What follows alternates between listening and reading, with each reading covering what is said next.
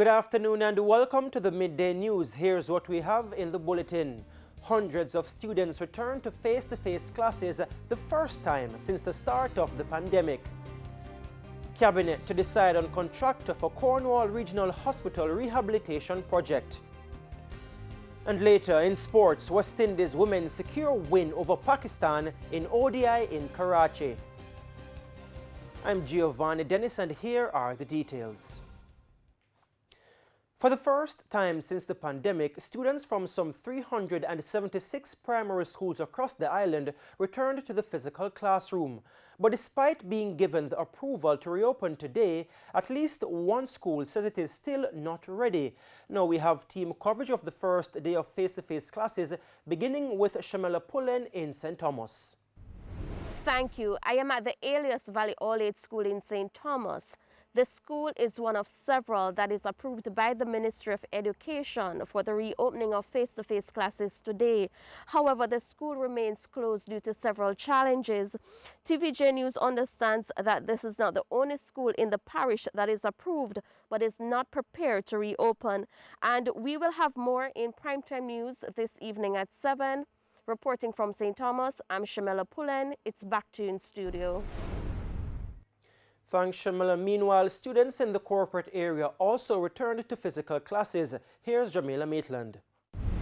So more than a dozen schools have reopened in the corporate area for face-to-face learning following the urgent call by parents, guardians and stakeholders in the Ministry of Education for the reopening of school safely. Now, earlier today we visited a series of schools and we saw parents and guardians anxiously carrying their children to school. Now, here at St. Annie's Primary School in West Kingston, learning is in high gear. Now, I want to be quiet as I go to the classroom where you see students are actually inside. Now, grades 1 to 3 are being facilitated today as the school practice a rotational type of learning, while grades 4 to 6 will come to school tomorrow. Now, we spoke to Principal Omar Thomas, who told us that even though the classes are being held right now, we still have virtual classes being held. That's some good visuals right there. And the Jamaica Teachers Association, JTA, is insisting that schools should place extra focus on students sitting exams. Now, the JTA president spoke with TVJ reporter O'Shane Masters, who now joins us live. O'Shane. Thanks, Giovanni. Now, President of the Jamaica Teachers Association, Winston Smith, says while there are a number of issues which are still affecting the sector, the association will lay those down at the moment to give full attention to face-to-face classes in these 376 primary institutions. Mr. Smith, who spoke with me this morning, says face-to-face classes are important to address issues relating to learning loss. We can't use those issues, Ocean, to hold back from going face-to-face because our students are suffering. And ultimately, the country, Jamaica, land we love, will suffer. Because if we extrapolate things to say 10 years from now, when a child who is 12 years old should be entering high school in 10 years' time, that child will be 22 years old. What kind of a citizen will that child be if we are not able to give them the best educational opportunity? Now, the JTA president is again calling for educators to give priority to students who will be sitting exit exams. So grades 4, 5, and 6 at the primary, because you know we have PEP over a 3-year period for them, as well as grades 10 to 13 at the secondary level. I am not overly concerned about how the teachers will react or interact with our students because I believe in the competence, the professionalism, and the know-how in general of our teachers. And as good educators, we know that when we interact with our students coming back from any long or extended break, we will normally do a diagnostic test to assess their readiness for continued learning. And all teachers will be, I am sure, will embark on that pathway. However, Mr. Smith is of the view that the diagnostic tests should not be given in the first week, as some students may not be able to attend physical classes, though their institutions were given the go-ahead. And Giovanni, we will have much more in primetime news at 7. For now, it's back to you. All right, thanks so much for that coverage there, Shane. To other news now, heavy rains caused flooding in sections of Montego Bay, St. James at the weekend. Deputy Mayor of Montego Bay, Richard Vernon, says while the damage is not significant, he has some concerns. Here's Cody Barrett. Heavy rains wreaked havoc on downtown Montego Bay on the weekend. Deputy Mayor of Montego Bay, Richard Vernon, says sections of St. James Capital were blocked by debris. There was also a land slippage on King Street. Those areas have been attended to. King Street has been cleared, but we haven't removed the debris as yet. We have cleared the area so vehicles can pass. And also at the St. Irwin Road, we have a blockage there close to the Fesco gas station in the vicinity of Portobello. So we have a number of areas that have been blocked, as I said before, by debris, but we are attending to them. He says the water came from the hills and the limited capacity of the South Gully made the problem worse. We actually went up where the catchment is for South Gully, and the water was right at the brim, right at the brim. So it is not the debris in South Gully so much as the capacity to carry the water coming down. So that is a problem, because when we visited the Type 5 area and the Creek Street area and other areas, it is not so much of heavy debris, even though debris is there. It is more about the water log and also the fact that the gully cannot carry the volume of water coming from the hills. Mr. Vernon says there have been few reports of flooding, but he says the damage is not significant.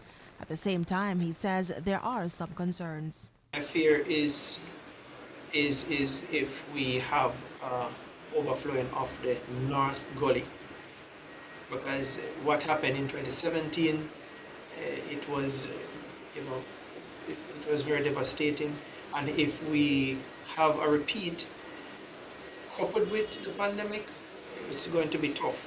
So I'm just keeping my fingers crossed, so as to and hoping that the North Gully does not overflow its banks. Cody Barrett, TVJ News. Still out west, work could soon resume on the Cornwall Regional Hospital in Montego Bay, but Health Minister Dr. Christopher Tufton says this will depend on whether Cabinet grants approval to an overseas contractor.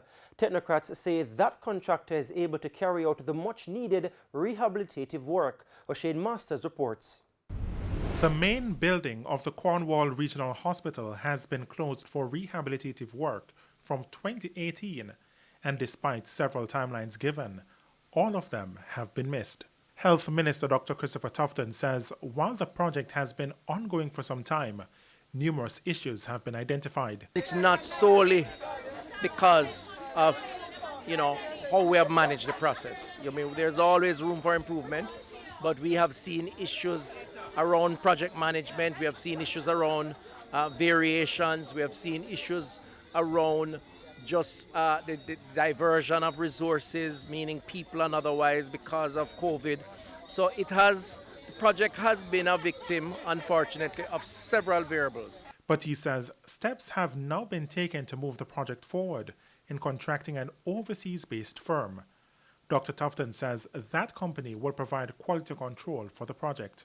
So in the past, we have had too many variations, and variations mean you award a contract for 50 million, you end up spending 100 million, which to my mind has been unacceptable for a number of reasons. Sometimes because of the way the project was costed, so sometimes it's not the contractor, it may have been just the way the other technical work was done.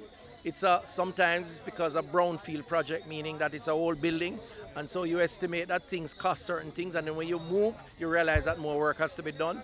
So for all those reasons, it has created several delays. The health minister also sought to clarify why an overseas company was being used. It's not a regular construction site, and we don't have experience in it.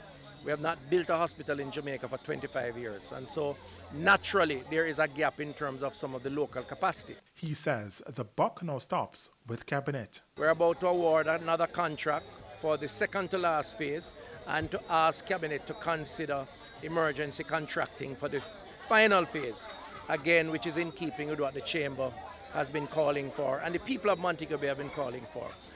Again, I can't decide for the cabinet, so the cabinet will deliberate, and in their good judgment, I'm sure they'll make the best decision that is in keeping with what is good for the people of Montego Bay. O'Shane Masters, TVJ News.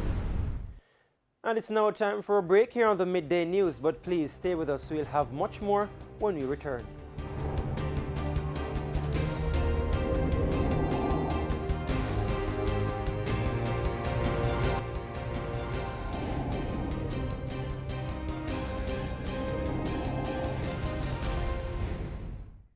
Welcome back. We're continuing the news. Member of Parliament for St. Andrew South East, Julian Robinson, says the National Housing Trust, NHT's newest development in New Kingston, will be bought up by wealthy Jamaicans and investors, with most first-time home buyers squeezed out. The Ruth Venn Towers apartment complex, which is located in his constituency, came on the market a few days ago with 1- and 2-bedroom units going for between $27.7 and $37.7 million. Mr. Robinson says with those prices, the NHT is competing with developers at the high end of the market. And unfortunately, what I believe is going to happen is that investors are going to be the ones who will snap up these units and end up turning around and renting them to the very persons who want to buy them. Because the reality, even if a couple came together and they accessed the NHT maximum at 6.5 million and got 13 million, they would still need to borrow another 14 million to afford a 1-bedroom unit. The question is, how many people will have the level of disposable income to pay a mortgage of $140,000 a month? Mr. Robinson says he's not suggesting the NHT offer the units that have already been built at a subsidized rate. However, he says the trust must seriously consider its mandate of helping first-time home buyers to afford homes and revise its strategy. I just think NHT has to make a determination to use the majority of their funds, which is what the NHT was established for, in providing units at the middle to the lower end, where there's an unmet need of over 200,000 Jamaicans who want a first home. And they want units which are in the range of 7 million to 15 million. That's the price range that NHT has to deliver. Now, you obviously can't do that in New Kingston because the value of real estate in New Kingston is much higher. So NHT has to use the funds at its disposal. It has $57 billion to spend this fiscal year to ensure that we build units at a price point that the majority of Jamaicans can afford. To Trelawney we go as Falmouth prepares to welcome its first cruise ship. Mayor Colin Gager says the municipal corporation will be stepping up the pressure on the operators of the craft market in the town. The mayor says there are several areas of concern at the market that need to be addressed urgently before the arrival of the cruise ship on November 14. There are some unsightly conditions surrounding that place. Of course, you must know that that place is in court because we are trying to retrieve that property so that we can make sure that it becomes a gem, as a craft market within the town of Falmouth. There are many, many concerns around that section. And we are going to make sure that we do all of the drains, all of the bushing is done, everything is back in order to meet when the ship comes on the 14th. In the meantime, the mayor says it is a race against time to get the town fully ready for the return of cruise. We have the team that is there. We have people who really want the work and would want to go ahead right now, but we don't want to do it too early. Say, for example, the painting that will be done. We don't want to paint it too early and then it get all dirt and all that sort of thing is on it. So we are making sure that we do it in a timely manner. We know that we can accomplish because we know that this can be done. He says a warden will also be hired to ensure that people do not improperly dispose of their garbage in the town. 12 more people have died from COVID-19. The death toll now stands at 2,287. Meanwhile, the country's positivity rate is now 5%. 65 new confirmed cases are reported in the last 24 hours from 1,346 tests. The overall case count is now 89,746. 224 people are hospitalized with the virus. 11 are in critical condition, while 23 are severely ill. In the meantime, 279 more people have recovered from COVID-19, increasing the overall recovery count to 59,318. And for the latest in the financial world, here's Cody and Barrett. The Business Minute, brought to you by Connex. We design, install, connect, we deliver. In business news, Jamaica is seeing an improvement in the number of mangoes being exported. For the April to August period, Jamaica sent 681,000 kilograms of East Indian and St. Julian mangoes to Canada, the UK, and the US. That was 53% more during the 2021 season compared to last year. The shipments were valued at $1.5 million, a 59% increase in earnings over last year. The Agriculture Ministry says the increase can be attributed to the resumption of export to the UK in April this year, following a 7-year self-imposed ban on mango exports. It was aimed at preventing a permanent ban on mangoes and other soft fruits. And Wasinko Group Limited has reported a 13% increase in profits. For the 3 months ending September 30, 2021, its net profits amounted to $967 million from $851 million the prior year. The company also saw its highest revenue earnings in history, $9.2 billion. This is an increase of 14.1% above the $8.1 billion achieved in the corresponding quarter of the previous year. And that's it for the Business Minute. I'm Cody Ann Barrett. The Business Minute, brought to you by Connex. We design, install, connect, we deliver. Now for the top regional and international stories with O'Shane Masters. The Inter-American Development Bank, IDB, has approved $65 million of non-reimbursable financing to contribute to the sustainable economic development of northern Haiti. The Washington-based financial institution said this new operation will increase its total investment in the Caracol Industrial Park to $263.5 million in fulfillment of the original commitment to finance the infrastructure required for the park to generate 20,000 jobs. By 2026, once the disbursements for the operation are completed, the IDB said the park will be the largest self-sustaining industrial park in Haiti. A cybersecurity research firm says foreign hackers have breached 9 organizations in the defense, energy, healthcare, technology, and education sectors. At least one of the organizations is in the US. Palo Alto Networks says the hackers stole passwords to gain long-term access to these organizations' networks.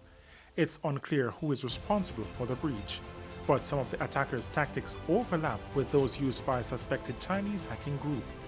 Officials from the National Security Agency and the U.S. Cybersecurity and Infrastructure Security Agency are tracking the threat. And that's it for the top regional and international stories. I'm O'Shane Masters. And we now head to a quick break. When we come back, Simon Preston will have the midday sports.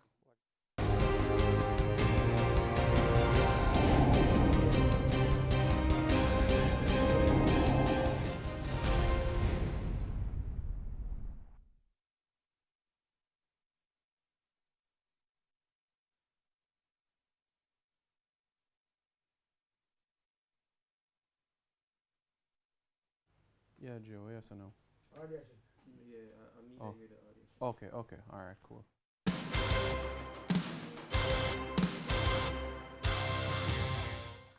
Welcome back. It's now time for Midday Sports. I'm Simon Preston.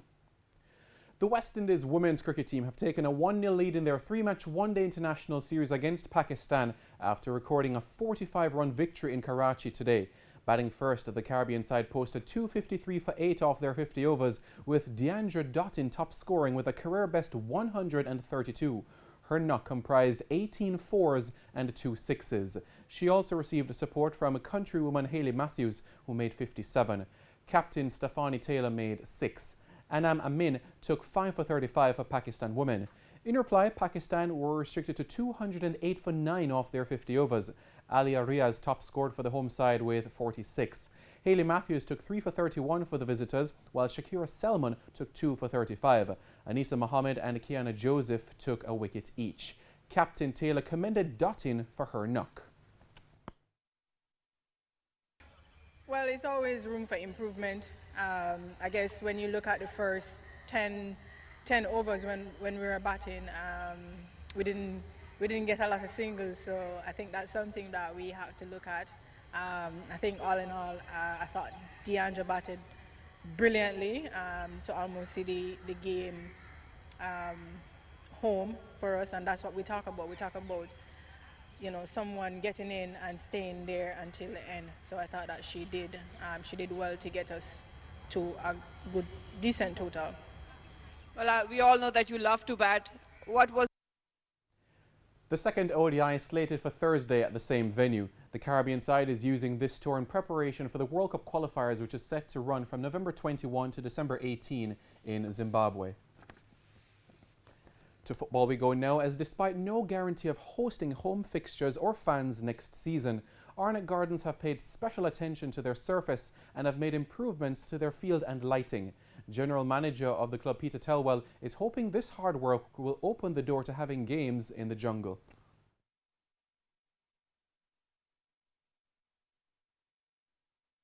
We have a full staff still, stadium staff, and they take care of the field. We're hoping to at least get an opportunity to play some Premier League matches here, because I think this is good enough for football at that level. Telwell also expanded on further plans for the club. We're trying to find funding for a solar project, because the light bill is not sustainable. So we're trying to find ways to cut down on our light bill. We presently run a pump, a well, that takes a considerable amount of energy. So even though we're not using the floodlights, the stadium floodlights, we're still using up a lot of electricity during the days.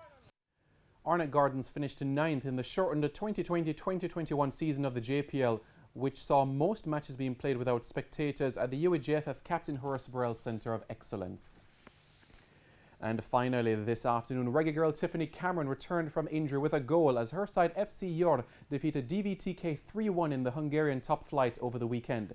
The 30-year-old forward, who came on in the 55th minute, scored 3 minutes later to record her 4th goal of the season in her 7th appearance.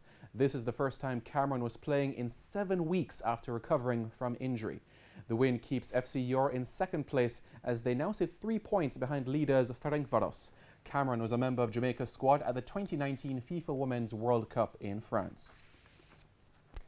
And that's the final whistle for now. For your midday sports report, I'm Simon Preston. Giovanni, it is over to you. Thanks, Simon. Well, good news for the West Indies women, unlike their male counterparts.